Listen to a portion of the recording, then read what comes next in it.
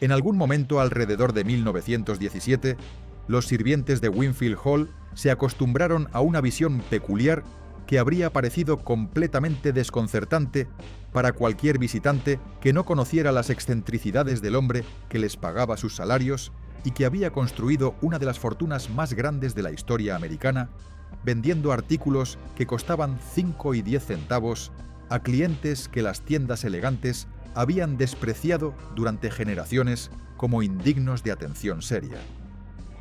Su empleador, uno de los hombres más ricos de América, deambulaba por los corredores de mármol de su mansión, vestido con un uniforme militar que una vez había pertenecido a Napoleón Bonaparte. Llevaba un bicornio en la cabeza del mismo estilo que el emperador francés había usado en sus campañas a través de Europa. Charreteras doradas adornaban sus hombros, comunicando un rango militar que nunca había ostentado, excepto en las fantasías que habían llegado a dominar sus pensamientos durante los años finales de su vida. Dormía en lo que insistía era la propia cama del emperador, un mueble que había adquirido a través de casas de subastas europeas por sumas que habrían parecido obscenas a los granjeros entre quienes había crecido décadas antes en el norte del estado de Nueva York. Se sentaba durante horas en un trono de terciopelo rojo que había instalado en una de las habitaciones de su mansión, y mantenía una biblioteca llena de volúmenes sobre mitología egipcia y rituales ocultos que habían fascinado a la aristocracia europea desde que Napoleón había llevado a sus ejércitos a lo largo del Nilo.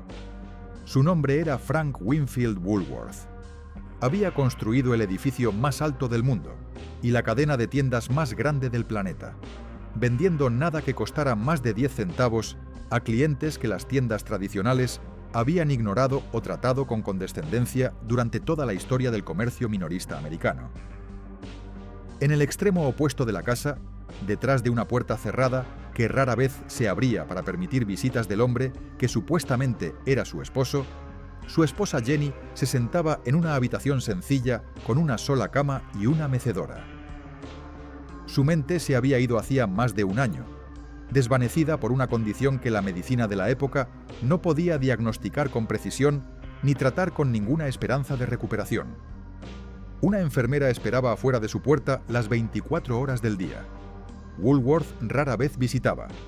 Si te apasionan las historias de hombres que construyeron imperios desde la nada, solo para ver sus fortunas, destruir sistemáticamente a las familias que supuestamente debían proteger, suscríbete ahora, porque lo que viene a continuación revela secretos que la historia oficial de esta marca icónica ha preferido olvidar.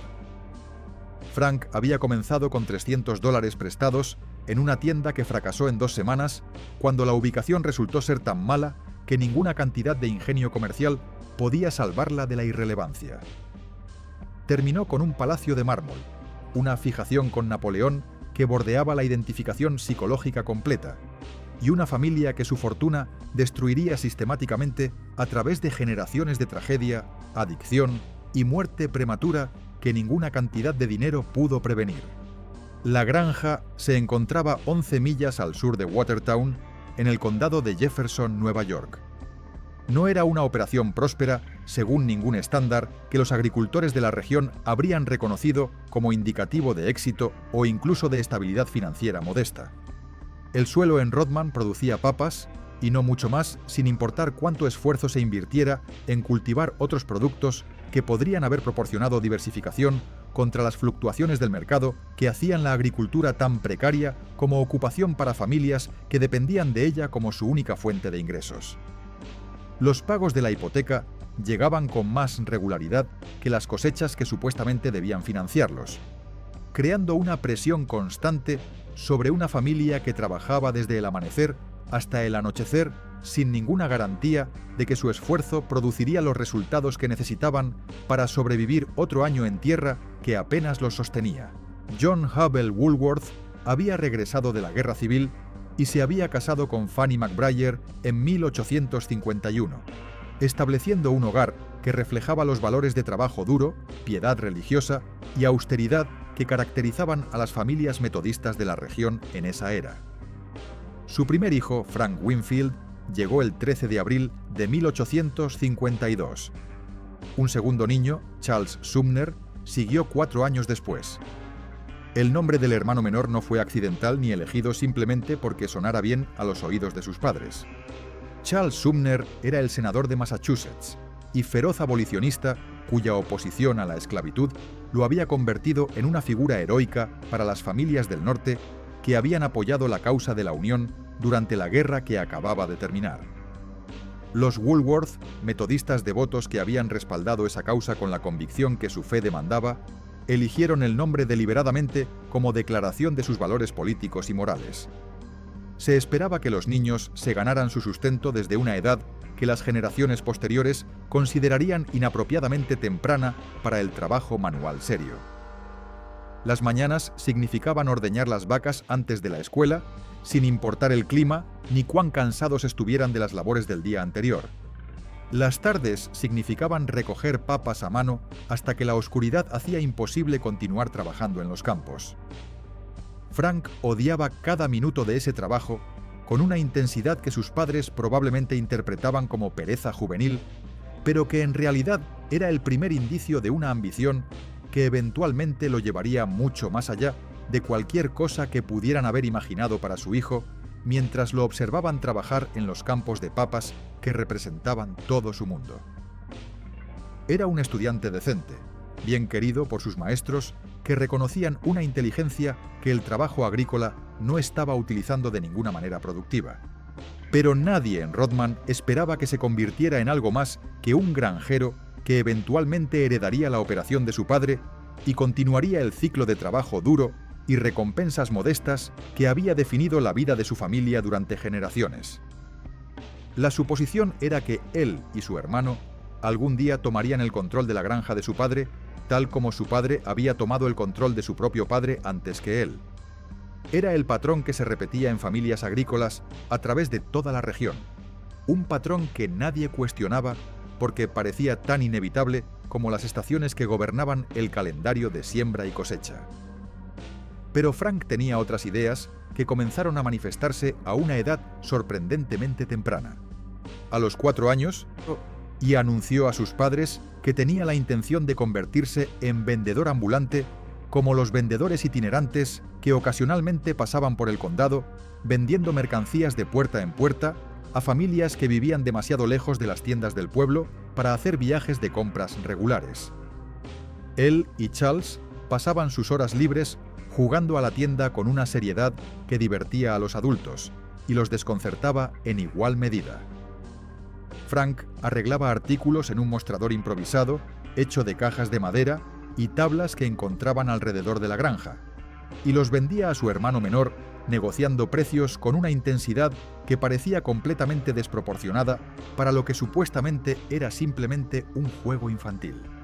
La familia vivía cerca de los restos de una propiedad que una vez había estado conectada con Joseph Bonaparte, el hermano mayor de Napoleón, quien había pasado años en exilio en los Estados Unidos después de ser depuesto como rey de España, cuando el imperio de su hermano colapsó bajo el peso de las coaliciones europeas que finalmente lo derrotaron.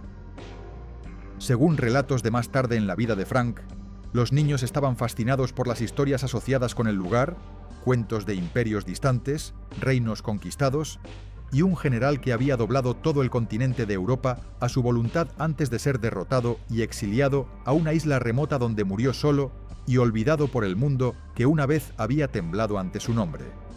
Para un niño atrapado sacando papas de tierra fría mientras soñaba con una vida más grande que cualquier cosa que Rodman pudiera ofrecer, Bonaparte representaba todo lo que su pueblo natal no era. Representaba poder, ambición, la posibilidad de transformar circunstancias modestas en algo que el mundo recordaría mucho después de que la persona que lo logró hubiera muerto.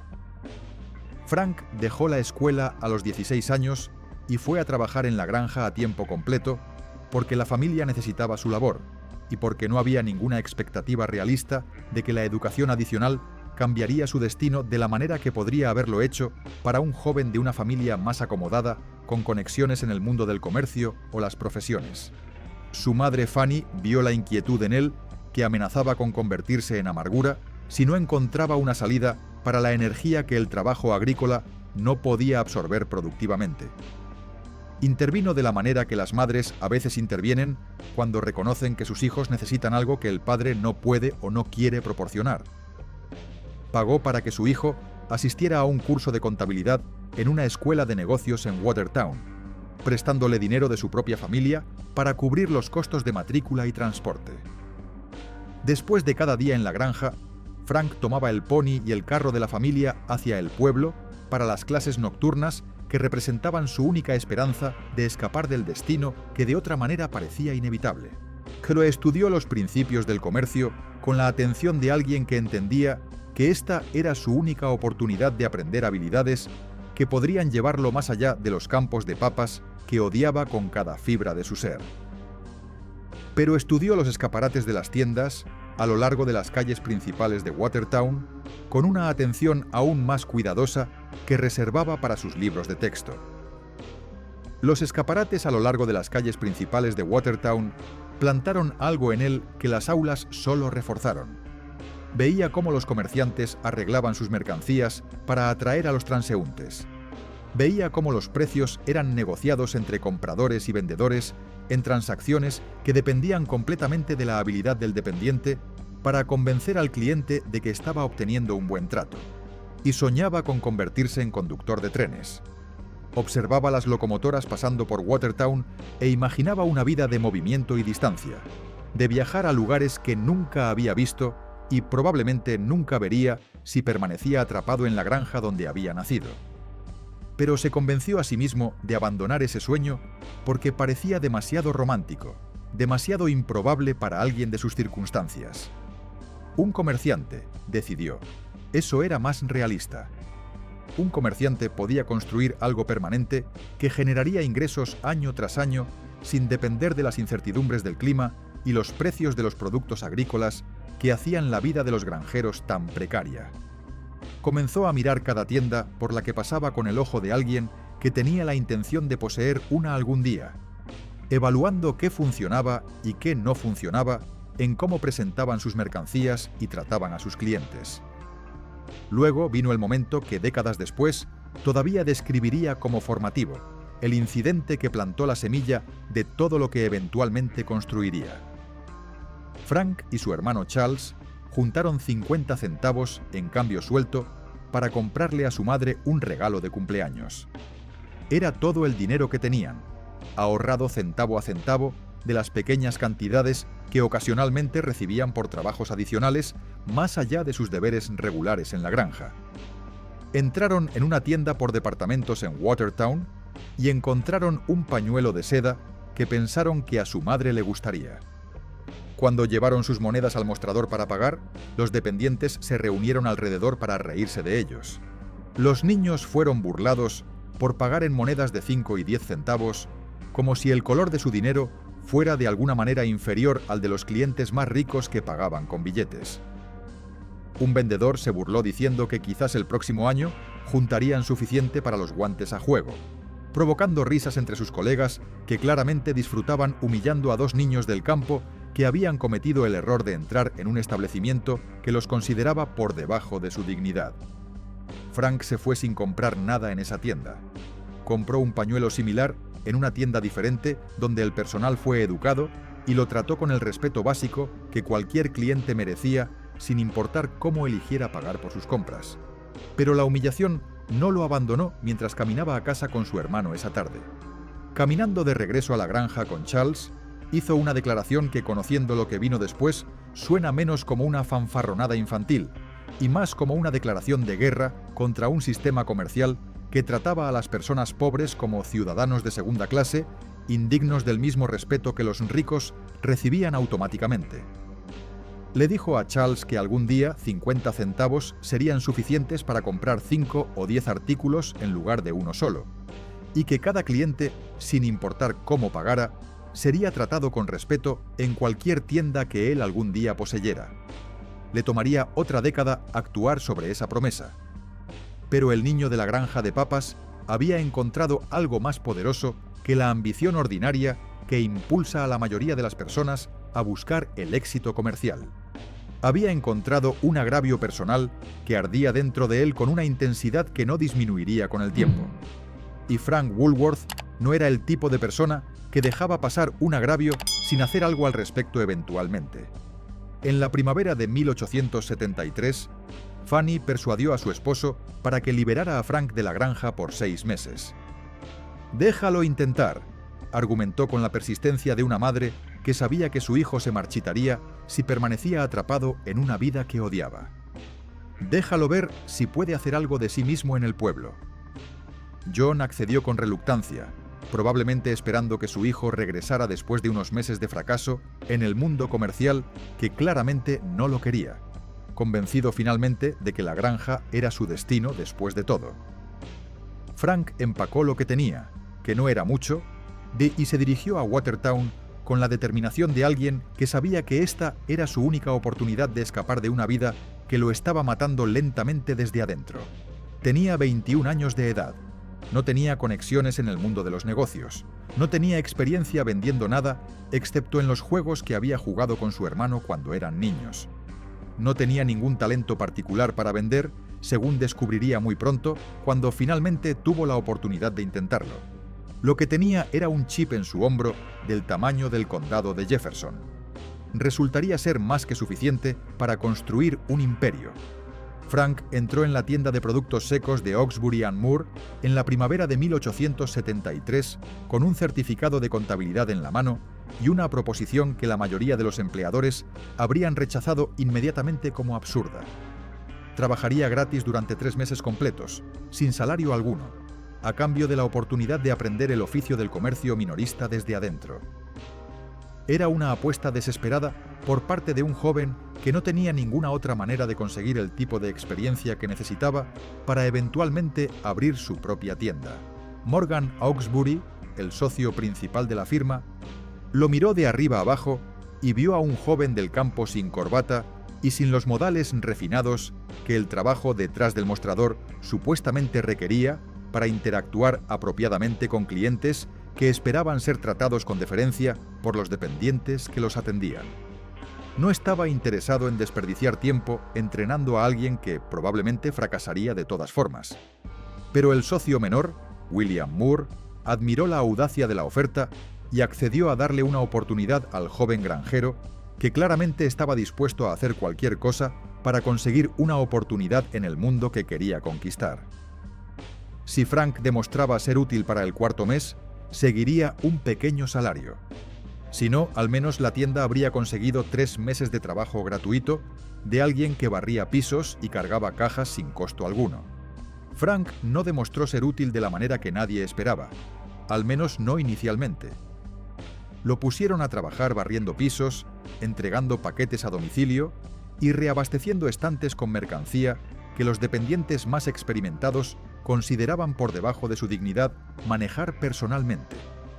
Cuando finalmente le permitieron atender a los clientes directamente, los resultados fueron dolorosos de presenciar. Se congelaba frente a compradores que esperaban el tipo de servicio fluido y persuasivo que los dependientes experimentados proporcionaban sin esfuerzo aparente. Tartamudeaba durante sus presentaciones de ventas de maneras que hacían que los clientes se sintieran incómodos y que frecuentemente los enviaban a buscar a otro dependiente que pudiera completar la transacción sin la torpeza que Frank traía a cada interacción. El personal comenzó a tratarlo como una responsabilidad que la tienda había adquirido por error en lugar de como un colega en entrenamiento que eventualmente se convertiría en un miembro productivo del equipo. Hawkesbury cuestionó privadamente si Moore había cometido un error al aceptar al joven granjero que claramente no tenía las habilidades naturales que el trabajo de ventas requería. Pero Frank podía hacer una cosa que nadie más detrás del mostrador podía igualar sin importar cuántos años de experiencia tuvieran en el oficio. Podía vestir un escaparate de maneras que atraían a los clientes desde la acera hacia el interior de la tienda. Cuando le dieron control del escaparate frontal de la tienda, agrupaba la mercancía por color y forma de maneras que creaban composiciones visuales que capturaban la atención de los transeúntes. Apilaba artículos en ángulos que atrapaban la luz y el ojo simultáneamente. Transformaba el escaparate en algo que literalmente jalaba a la gente desde la acera hacia el interior de la tienda. Hawkesbury lo notó. Moore lo notó. Los clientes lo notaron y comenzaron a comentar sobre cuánto habían mejorado los escaparates desde que el nuevo empleado se había hecho cargo de ellos. Dentro de meses, el escaparate se convirtió en la asignación permanente de Frank, liberándolo de las interacciones directas con clientes para las cuales claramente no tenía talento natural. Fue mientras estudiaba a esos clientes que entraban atraídos por sus escaparates que un instinto comenzó a formarse en su mente. Una idea que eventualmente revolucionaría el comercio minorista americano de maneras que nadie en Watertown podía haber anticipado, observando al joven torpe que no podía vender un metro de tela sin tartamudear. La práctica estándar en el comercio de productos secos, en esa época requería que un dependiente separara entre la mercancía y el comprador como intermediario que controlaba completamente la transacción. Un cliente describía lo que quería. El dependiente lo recuperaba de estantes o cajones que estaban fuera del alcance del público. Nombraba un precio y una negociación seguía que podía durar minutos mientras ambas partes regateaban hacia un número que ambos pudieran aceptar. Nada tenía una etiqueta de precio fija visible para el cliente antes de la transacción. Nada estaba al alcance de las manos del comprador para que pudiera tocarlo y examinarlo antes de decidir si lo quería. Todo el sistema dependía de la persona detrás del mostrador y de su habilidad para convencer al cliente de pagar el precio más alto posible. Frank, que era terrible siendo esa persona intermediaria, comenzó a ver la falla fundamental en el sistema que todos los demás simplemente aceptaban como la manera en que las cosas siempre habían funcionado y siempre funcionarían. ¿Qué pasaría si los productos fueran colocados donde la gente pudiera tocarlos directamente sin necesitar permiso de un dependiente? ¿Qué pasaría si cada artículo tuviera un precio ya adjunto que el cliente pudiera ver antes de decidir si quería comprarlo? ¿Qué pasaría si el escaparate y la exhibición hicieran el trabajo de vender y el dependiente simplemente manejara el dinero al final de la transacción? No podría haber explicado estas ideas en términos teóricos sofisticados, pero la semilla estaba plantada en su mente esperando la oportunidad de germinar. Se quedó en la tienda de Moore durante 6 años, mucho más tiempo de lo que cualquiera habría predicho, dado su desempeño inicial como vendedor. Su salario subió gradualmente hasta $10 por semana. Fue reducido a 8 después de un periodo difícil cuando las ventas cayeron, y lo llevó a tal agotamiento en un punto que colapsó físicamente y pasó 6 meses convaleciendo en casa antes de poder regresar al trabajo. No estaba construido para la rutina del comercio minorista diario tal como existía en esa época, pero estaba ensamblando un modelo diferente en su cabeza, uno que eventualmente reemplazaría el viejo sistema completamente. Jenny Creighton entró en su vida en algún momento durante esos años. Había nacido en Picton, un pequeño pueblo en Ontario, Canadá, y trabajaba como costurera en la misma tienda donde Frank luchaba por encontrar su lugar en el mundo del comercio. Donde Frank era inquieto y volátil, dado a cambios de humor y arrebatos de frustración cuando las cosas no salían como esperaba, Jenny era estable de maneras que proporcionaban el ancla que él necesitaba para funcionar. Donde él soñaba en arcos grandes e impracticables que habrían parecido fantasías delirantes a cualquiera que lo conociera en ese momento, ella lidiaba con lo que era real y lo que era necesario para sobrevivir el día presente antes de preocuparse por el futuro distante. Se casaron el 11 de junio de 1876, en lo que, según todos los relatos de quienes los conocían, fue un matrimonio genuino basado en amor real en lugar de conveniencia económica o presión social. Jenny diría más tarde a amigos que los primeros años fueron los mejores, no por lo que tenían materialmente, que era muy poco, sino por cuánto de Frank ella conseguía conservar para sí misma cuando no había imperio que dirigir ni fortuna que administrar. Cuando no había un negocio que consumiera cada momento de vigilia, él volvía a casa por las noches. Cuando no había riqueza que gestionar ni decisiones corporativas que tomar, si se sentaban juntos y hablaban de la manera en que las parejas jóvenes hablan cuando el futuro es incierto, pero la compañía es suficiente para hacer tolerable la incertidumbre. Ella dijo una vez que había sido más feliz cuando no tenían ni un centavo. Para cuando alguien pensó en escribir ese comentario, ella ya no era capaz de decir mucho de nada en absoluto.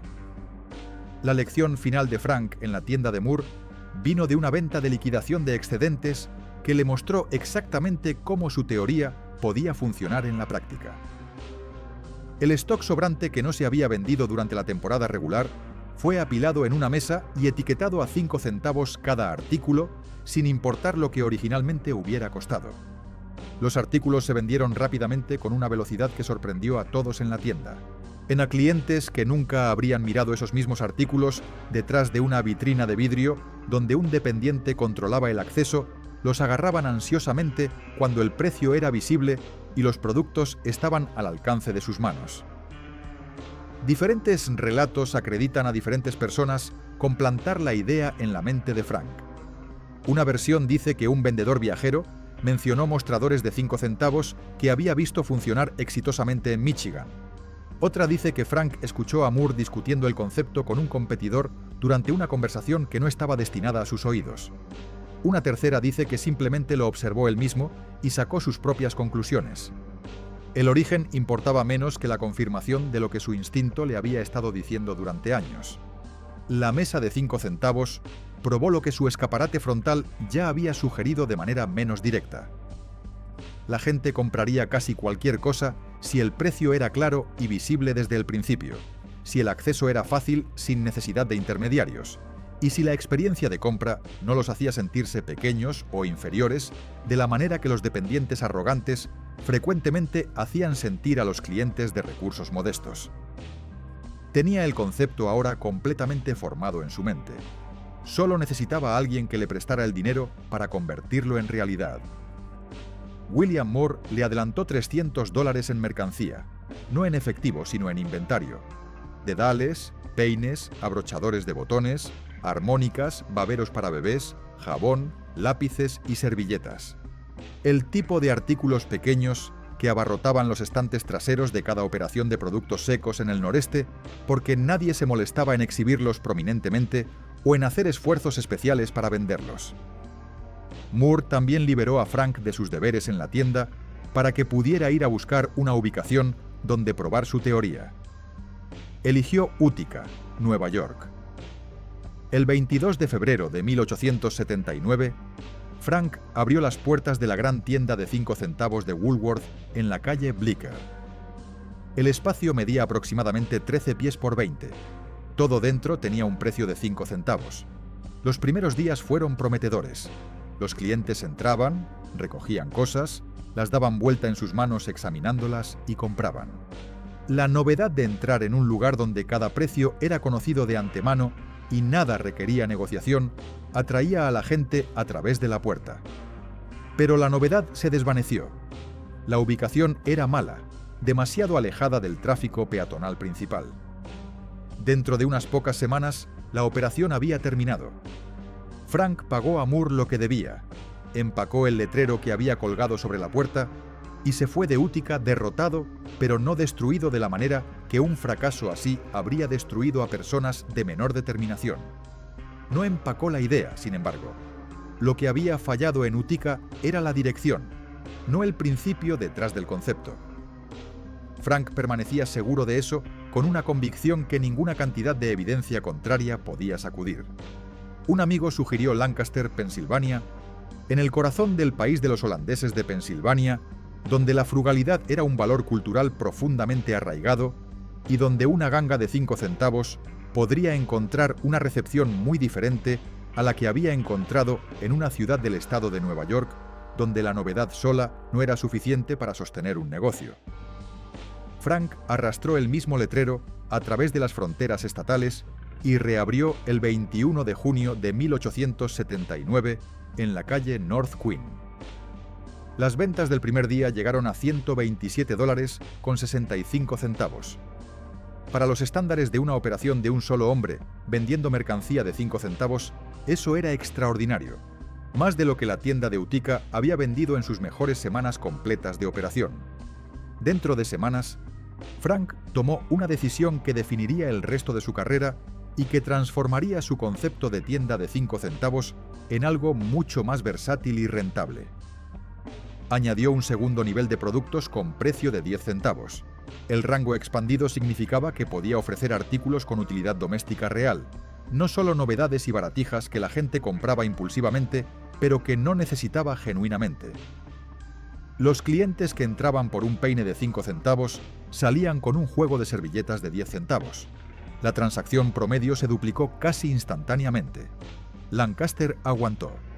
La tienda generó ganancias desde el primer mes y continuó creciendo a medida que la palabra se esparcía sobre el lugar donde podías comprar artículos útiles a precios fijos sin la humillación de regatear con dependientes que te miraban con condescendencia si no tenías suficiente dinero para comprar sus productos más caros.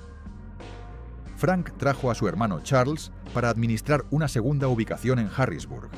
Esa luchó con un propietario difícil que creaba problemas constantemente y eventualmente cerró. Un tercer intento en York, Pensilvania, duró solo meses antes de que también fracasara por razones que tenían más que ver con la ubicación específica que con el concepto subyacente. El patrón era brutal pero instructivo. Por cada ubicación que aguantaba, otra fallaba. Frank aprendió a leer una ciudad rápidamente, a identificar patrones de tráfico peatonal, a detectar la diferencia entre una calle principal verdadera y una calle lateral que parecía una calle principal, pero que no atraía suficientes compradores para sostener un negocio minorista. Lo que también aprendió fue que no podía hacerlo solo. Cada nueva ubicación requería un gerente que pudiera estar presente diariamente mientras Frank buscaba nuevas oportunidades de expansión. Y Frank descubrió que los mejores gerentes eran personas que tenían una participación personal en el resultado, que arriesgaban su propio dinero junto con la mercancía de Frank y que por lo tanto tenían incentivos para hacer que cada tienda funcionara en lugar de simplemente cobrar un salario sin importar si el negocio prosperaba o fracasaba. Comenzó a reclutar socios del círculo que ya conocía, antiguos colegas de la tienda de Moore, miembros de la familia que entendían el trabajo, hombres que invertirían sus propios ahorros junto con la mercancía de Frank y dividirían las ganancias. Cada nueva apertura era una pequeña sociedad, y cada socio exitoso se convertía en un nodo en una red creciente que eventualmente se extendería a través de todo el noreste de Estados Unidos. Para 1889, una década después del fracaso de Utica, Frank Woolworth tenía 12 ubicaciones rentables a través de Pensilvania, Nueva York, Nueva Jersey y Connecticut. Sus ventas habían aumentado en 240% desde los primeros años, cuando cada apertura era una apuesta que podía terminar en fracaso tan fácilmente como en éxito. Para 1900, la cadena había crecido a 59 tiendas con ingresos anuales que excedían los $5 millones, una cifra equivalente a aproximadamente $155 millones actuales. El escaparate rojo se había vuelto reconocible en ciudades y pueblos a través de toda la región. El formato de 5 y 10 centavos había demostrado que podía funcionar tanto en pueblos pequeños como en ciudades medianas donde la población era lo suficientemente grande para sostener operaciones de mayor escala. Y Frank, el joven que no podía vender un metro de tela para salvar su carrera, había construido algo que ningún vendedor individual podría haber igualado: un sistema. Una máquina que movía mercancía eliminando cada barrera entre el producto y el cliente que el sistema tradicional había erigido durante generaciones. Pero todavía estaba comprando a través de mayoristas, todavía pagando a intermediarios que añadían sus propios márgenes a cada producto que pasaba por sus manos, y todavía viendo sus propios márgenes reducirse en sus líneas más populares donde la competencia de precios era más intensa. El siguiente paso requeriría un tipo diferente de ambición. No más ubicaciones expandiendo horizontalmente. Más control sobre cada aspecto de la cadena de suministro que determinaba cuánto pagaba por los productos que vendía. El movimiento a Brooklyn vino en 1886. Frank necesitaba estar más cerca de los proveedores mayoristas agrupados alrededor del puerto comercial de Nueva York, y necesitaba una oficina central desde la cual dirigir lo que se estaba volviendo demasiado grande para que un solo hombre lo supervisara mediante cartas y viajes en tren. Alquiló espacio en la calle Chamber, en el Bajo Manhattan, y comenzó a escribir despachos diarios a cada gerente en la cadena. Las cartas eran detalladas, específicas e implacables en sus demandas de información y cumplimiento. qué artículos se estaban vendiendo y cuáles no, cómo debían verse los escaparates para maximizar su impacto en los transeúntes, cómo debían estar arreglados los mostradores para guiar a los clientes a través de la tienda de la manera más eficiente para generar ventas. Prescribía el diseño de cada ubicación hasta la colocación de mercancía en mesas individuales y esperaba cumplimiento absoluto de sus instrucciones sin importar cuánto los gerentes locales pudieran creer que conocían mejor sus propios mercados. Los gerentes que se desempeñaban bien recibían elogios públicos y bonificaciones que los incentivaban a continuar siguiendo sus directivas. Los que no lo hacían recibían una visita del propio Frank, quien había desarrollado el hábito de entrar en sus propias tiendas sin anunciarse y embolsarse mercancía para ver si el personal notaba que estaba robando. Los que lo atrapaban a veces eran recompensados por su vigilancia. Los que no recibían una conversación que preferían no repetir a sus colegas. Pero el verdadero avance de esos primeros años en la calle Chamber no fue organizacional. Fue sobre el suministro de productos que determinaba los costos fundamentales del negocio. Frank había estado comprando a través de mayoristas, pagando su margen y viendo sus propios márgenes comprimirse a medida que la cadena crecía y la competencia de precios se intensificaba en las categorías de productos más populares.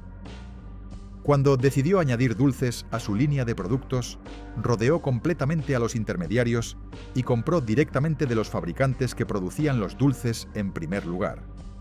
Los ahorros fueron inmediatos y sustanciales, reduciendo sus costos de una manera que ninguna negociación con mayoristas podría haber igualado. Los fabricantes, a su vez, estaban dispuestos a reducir precios para un comprador que podía garantizar volumen a través de docenas de ubicaciones que ordenaban los mismos productos simultáneamente.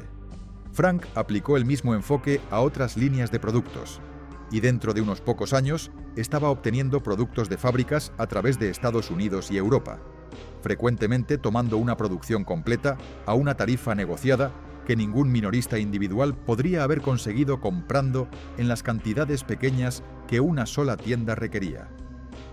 Este fue el cambio que transformó la tienda de 5 y 10 centavos de un concepto minorista inteligente en una operación industrial con el poder de negociación para dictar términos a los proveedores en lugar de aceptar cualquier precio que los mayoristas eligieran cobrar.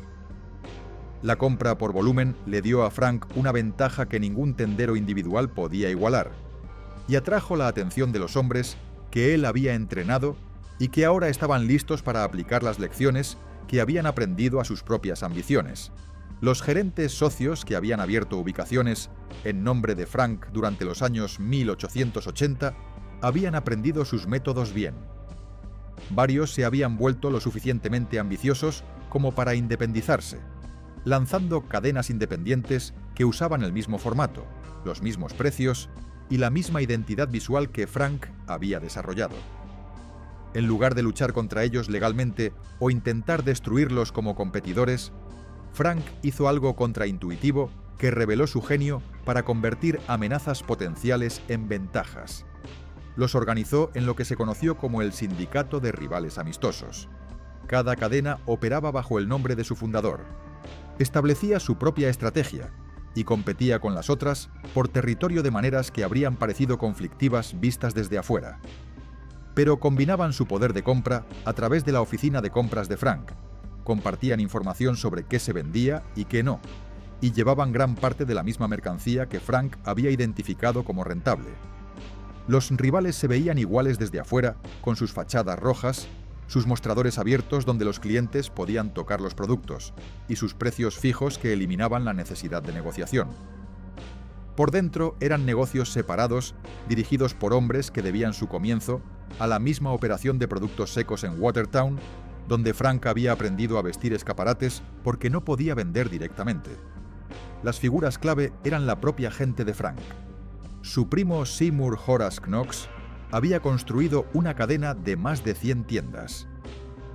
Fred Morgan Kirby, quien se había asociado con Charles Woolworth en una operación exitosa, controlaba 84 más. Earl Perry Charlton dirigía 48 concentradas en Canadá y los estados del oeste, y el propio Charles Woolworth, el hermano más tranquilo de Frank, administraba 14. La cadena de Frank, la más grande, operaba 319.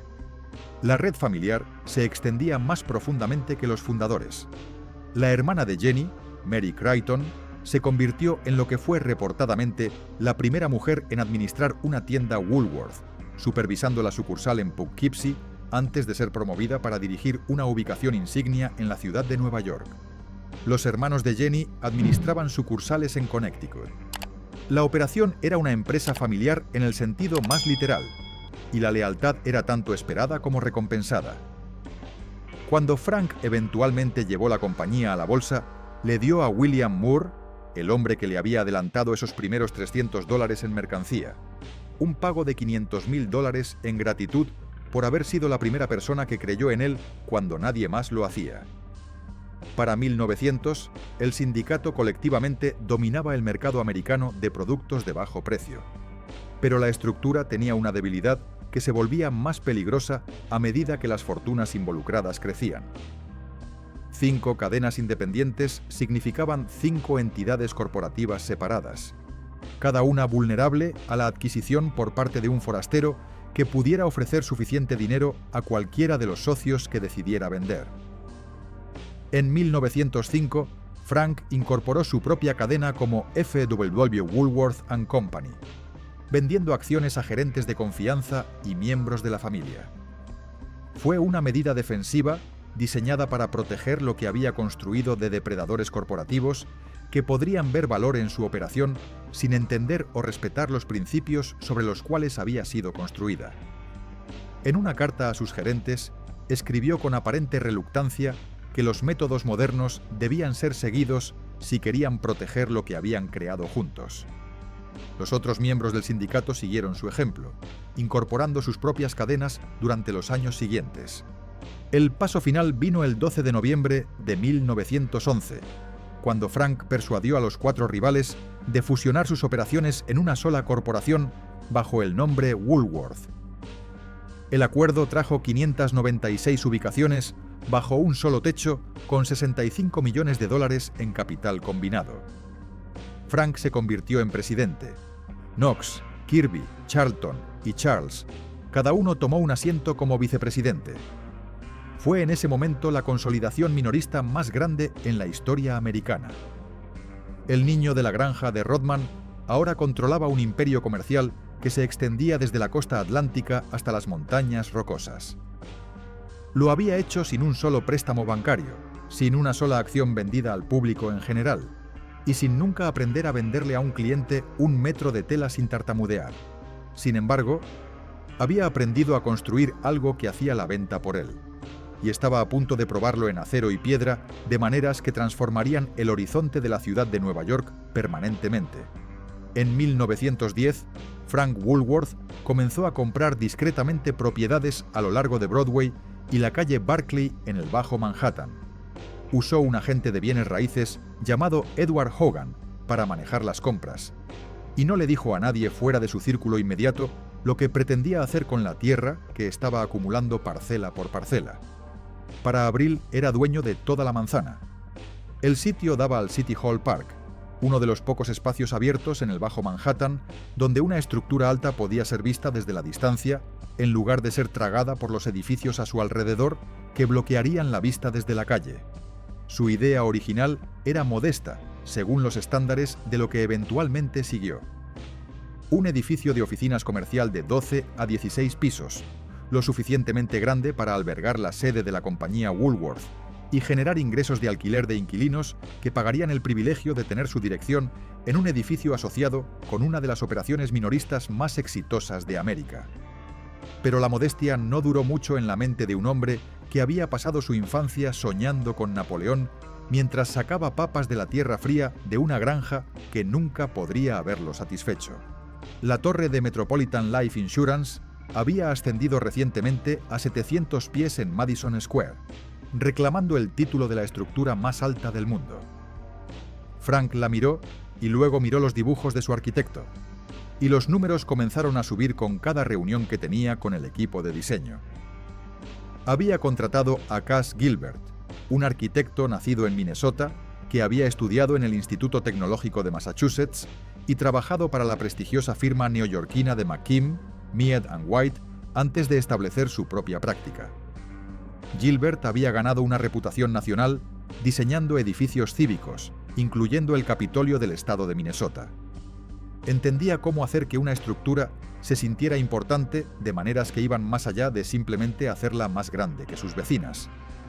Woolworth lo envió a Londres para estudiar las casas del Parlamento y la Torre Victoria, con instrucciones de traer de vuelta algo que llevara el mismo peso visual y simbólico que esas estructuras comunicaban a cualquiera que las mirara. Chi Gilbert entregó exactamente lo que su cliente quería. Su diseño creció de 20 pisos a 40, luego más alto aún. Para cuando Woolworth terminó de presionar por más altura, los planos pedían 60 pisos, alcanzando 792 pies hacia el cielo sobre Manhattan. Cada línea vertical en la fachada jalaría el ojo hacia arriba. El exterior estaría revestido en terracota arquitectónica de color crema, con ornamentos góticos escalados lo suficientemente grandes como para ser leídos desde el nivel de la calle. Pináculos, arcos y gárgolas referenciarían las catedrales medievales de Europa. El edificio parecería pertenecer a una civilización más antigua y más grandiosa, mientras que su esqueleto sería pura ingeniería del siglo XX. Ese esqueleto requirió 69 cajones neumáticos clavados 100 a 120 pies a través de la arcilla y arena de Manhattan para alcanzar el lecho de roca sólida que soportaría el peso de la estructura. El marco de acero se elevó rápido. Los trabajadores completaron la estructura el 1 de julio de 1912, 2 semanas antes de lo programado. Frank observó cada etapa de la construcción e intervino en detalles que la mayoría de los clientes habrían dejado al arquitecto. Insistió en materiales de la más alta especificación sin importar el costo adicional. Quería mármol en el vestíbulo, mosaicos en los techos abovedados y vidrieras filtrando la luz desde arriba. Luego quería que fuera más alto. Luego quería que fuera más alto aún. El costo escaló de una estimación inicial de $5 millones a una cifra final de $13,5 millones.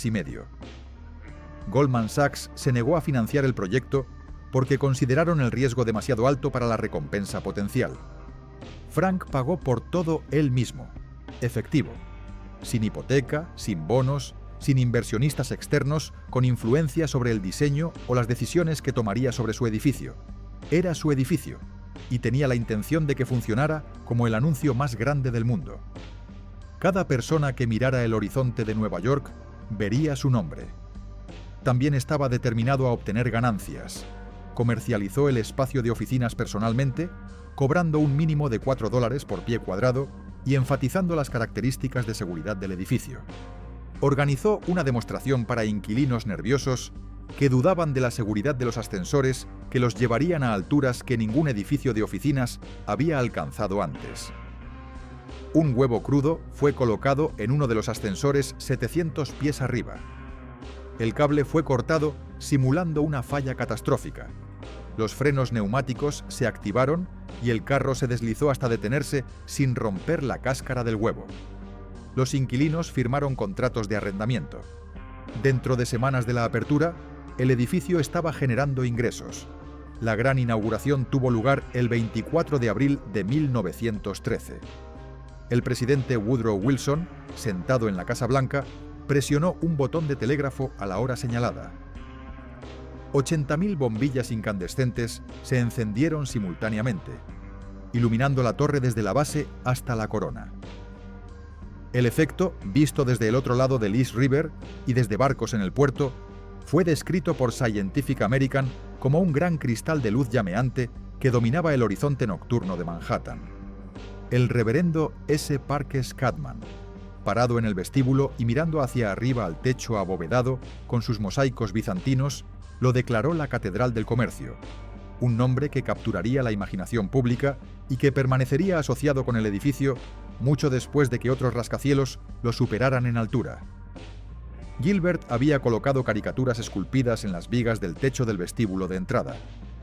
Una mostraba a Frank Woolworth encorvado sobre una pila de monedas, contando sus centavos con la avaricia cómica de un personaje de cuento de hadas. Otra mostraba al propio Gilbert acunando un pequeño modelo del edificio en sus brazos, como un padre sosteniendo a un recién nacido. Frank reportadamente consideraba estas sus características favoritas en toda la estructura, apreciando el humor que se burlaba gentilmente de la obsesión con el dinero que lo había llevado a construir algo tan grandioso. El hombre que había sido burlado por pagar con cambio suelto, ahora presidía sobre el punto ocupado más alto de la Tierra, y había pagado por ello de la misma manera, moneda a moneda acumuladas durante décadas de vender artículos de 5 y 10 centavos a clientes que las tiendas elegantes habían despreciado. La torre mantuvo su título como el edificio más alto del mundo durante 16 años. En 1929, la torre en 40 Wall Street la superó por un pequeño margen, y el edificio Chrysler siguió dentro de meses. Pero para entonces, el edificio Woolworth ya había asegurado algo que la altura bruta no podía garantizar. Se había convertido en un hito no porque fuera alto, sino porque Cass Gilbert y Frank Woolworth le habían dado una cara que la gente recordaba mucho después de haber olvidado los detalles técnicos de su construcción. Frank llamaba a su oficina privada dentro de la torre su capital imperial. La elección de palabras no fue accidental. Los centavos y las monedas de 10 centavos habían construido un imperio, y ahora habían construido su sala del trono. Se sentaba más alto sobre el suelo que cualquier otro ciudadano privado en el planeta, dirigiendo una cadena de más de 1000 ubicaciones desde un escritorio rodeado de mármol y hojas de oro. Pero la vista desde el piso superior no se extendía a las habitaciones de su propia casa, donde las cosas estaban comenzando a desmoronarse de maneras que ninguna cantidad de dinero o poder podía reparar. Para 1910, Frank Woolworth había arreglado a su familia como un escaparate de tienda, organizando sus vidas de maneras que satisfacían su necesidad de control sin considerar si las personas involucradas querían ser arregladas de esa manera. Era dueño de su propia mansión en la Quinta Avenida frente al Museo Metropolitano, y había comprado casas adosadas para cada una de sus 3 hijas en la misma manzana para que nunca estuvieran lejos de su órbita. Helena vivía al lado. Edna estaba 2 casas más abajo. Jessie estaba a la vuelta de la esquina. Parecía una familia que lo tenía todo, incluyendo proximidad física que debería haber facilitado las relaciones cercanas que las familias supuestamente valoran. En la práctica, era una fila de cajas caras ocupadas por mujeres que rara vez veían a su padre y que no podían alcanzarlo emocionalmente cuando lo veían porque él estaba demasiado consumido por el negocio que había construido para tener energía restante para las personas que supuestamente amaba. Helena, la mayor, se había casado con Charles Edward McCann, un exfiscal asistente de distrito, en 1904. Fue un matrimonio sólido que le dio 3 hijos y una vida de estabilidad que sus hermanas nunca lograron alcanzar. De las 3 hijas Woolworth, ella sería la única en escapar más o menos intacta. Edna era más tranquila que sus hermanas, más introvertida, más vulnerable a las heridas que la vida inevitablemente inflige a personas que no tienen las defensas emocionales para protegerse. En 1907 se casó con Franklin Lowes Hutton, un joven financiero cuya familia eventualmente le daría su nombre a una de las firmas de corretaje más grandes de América. Frank Woolworth tenía reservas sobre el matrimonio desde el principio. Hutton era encantador y ambicioso, pero ya había rumores sobre su fidelidad que sugerían que no sería el tipo de esposo que una mujer sensible como Edna necesitaba. Las reservas fueron ignoradas y la boda procedió de todas formas porque Edna estaba enamorada y porque Frank, a pesar de todo su poder sobre el mundo comercial, no podía controlar los corazones de sus hijas de la manera que controlaba el inventario de sus tiendas. Jessie, la menor, presentó un problema diferente. Se enamoró de James Paul Donahue, un irlandés americano apuesto cuya fortuna familiar derivaba de una fábrica de procesamiento de grasa en el lado oeste de Manhattan. La fuente del dinero horrorizó a Frank Woolworth, quien había pasado décadas construyendo una imagen de respetabilidad que una asociación con la industria de procesamiento de residuos animales amenazaba con manchar. Le rogó a Jessie que no se casara con él, Ella se casó con él de todas formas porque estaba enamorada y porque era tan obstinada como su padre en perseguir lo que quería sin importar lo que otros pensaran de sus elecciones. Frank la perdonó dentro de meses, como siempre hacía con sus hijas, y añadió otra casa adosada a la colección para que ella también pudiera vivir cerca del patriarca, que raramente tenía tiempo para visitarla.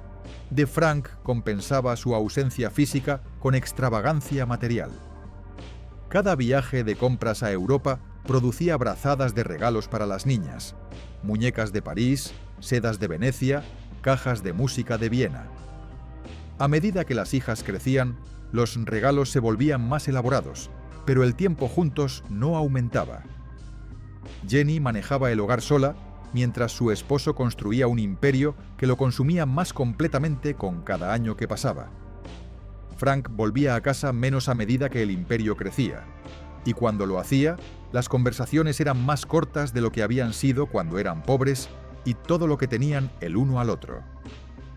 Para 1916, Jenny ya no era capaz de manejar nada. Su mente se había deteriorado hasta un punto donde requería cuidado constante de enfermeras que la atendían las 24 horas del día, mientras su esposo se perdía cada vez más en las fantasías napoleónicas que habían llegado a dominar su vida interior. Pero la crisis de la familia no venía de su dirección. El matrimonio de Edna había estado deteriorándose durante años. Franklin Hutton bebía en exceso y mantenía amantes con poco esfuerzo por ocultarlas de una esposa que sufría cada nueva revelación de su infidelidad. Edna, aislada y cada vez más desesperada, había buscado ayuda de su padre, pero Frank estaba consumido por la construcción de Winfield Hall, su nueva finca en Long Island, y por las demandas de un negocio que no dejaba espacio para nada más en su vida. La noche del 2 de mayo de 1917, Boretna estaba en el Hotel Plaza en Manhattan. Los detalles de lo que sucedió en su habitación nunca han sido completamente establecidos. La causa oficial de muerte fue asfixia resultante de mastoiditis, una infección del hueso detrás del oído. No se realizó autopsia. El forense firmó el certificado sin una. Pero los rumores comenzaron casi inmediatamente. Fuentes cercanas a la familia dijeron que Edna había recibido una carta confirmando la existencia de otra amante más. Según estos relatos, se puso su vestido de encaje más fino, se sentó junto a la ventana de su suite y tragó una cantidad letal de cristales de estricnina. Tenía 33 años de edad. Su hija Bárbara, de 4 años, fue quien la encontró. La niña fue llevada por el personal antes de que pudiera comprender completamente lo que había presenciado. Frank Woolworth estaba en Winfield Hall organizando una fiesta cuando llegó la llamada. La reunión terminó esa misma noche. Según una historia repetida por múltiples miembros del personal, una grieta apareció en el escudo familiar de mármol montado sobre la chimenea en el salón principal de Winfield Hall. El escudo llevaba las caras talladas de las 3 hijas Woolworth. La grieta corría directamente a través de la cara de Edna, dejando a Helena y Jessie intactas. Frank nunca se recuperó de la muerte de su hija. Había construido un imperio sobre el principio de que cada problema tenía una solución si controlabas suficientes variables. La muerte de su hija fue la única variable que no pudo controlar y el único fracaso que ninguna cantidad de dinero podía revertir. Murió el 8 de abril de 1919, y 5 días antes de su 67º cumpleaños, de una infección dental que se había negado a tratar porque tenía un miedo irracional a los dentistas que ningún argumento lógico podía superar. Había preparado un Nuevo Testamento diseñado para distribuir su riqueza entre sus hijas sobrevivientes y sus familias, pero no lo había firmado. Sin un testamento válido nuevo, los tribunales recurrieron al documento firmado más reciente, un testamento redactado en 1889, cuando Frank Woolworth era un minorista luchando con un puñado de tiendas y un ingreso modesto. Ese testamento contenía una sola disposición: todo iba a su amada esposa Jenny. Jenny, que ya no podía reconocer a sus propias hijas. El patrimonio fue valorado en aproximadamente $76 millones. Y todo pasó a una mujer que se sentaba en una habitación que no entendía bajo el cuidado de un comité designado para administrar sus asuntos. Jenny murió 5 años después. El patrimonio, que había crecido a aproximadamente 78 millones, fue dividido en 3 partes iguales. Un tercio fue a Helena McCann, un tercio fue a Jessie Donahue y un tercio fue a la única hija de Edna Woolworth Hutton, una niña llamada Bárbara que tenía 11 años de edad y que ya había perdido a las 2 personas que podrían haberla protegido de lo que el dinero eventualmente le haría. Bárbara Hutton heredó 26 millones de dólares antes de tener idea de qué hacer con ellos. Se casaría 7 veces, incluyendo con Cary Grant. Gastaría casi toda su fortuna buscando algo que el dinero nunca pudo comprar. Murió en 1979 con reportedly $3.500 restantes de la fortuna Woolworth. Las tiendas que Frank había construido cerraron sus últimas ubicaciones americanas en 1997. Walmart tomó su lugar en el Dow Jones Industrial Average ese mismo año. El edificio Woolworth todavía se alza en Broadway, pero nadie ha trabajado para la compañía Woolworth allí desde 1999. Lo que queda es un edificio, un nombre en los libros de historia, y la lección de que algunas fortunas destruyen a las familias que supuestamente debían proteger con tanta seguridad como la pobreza que el fundador pasó su vida tratando de escapar.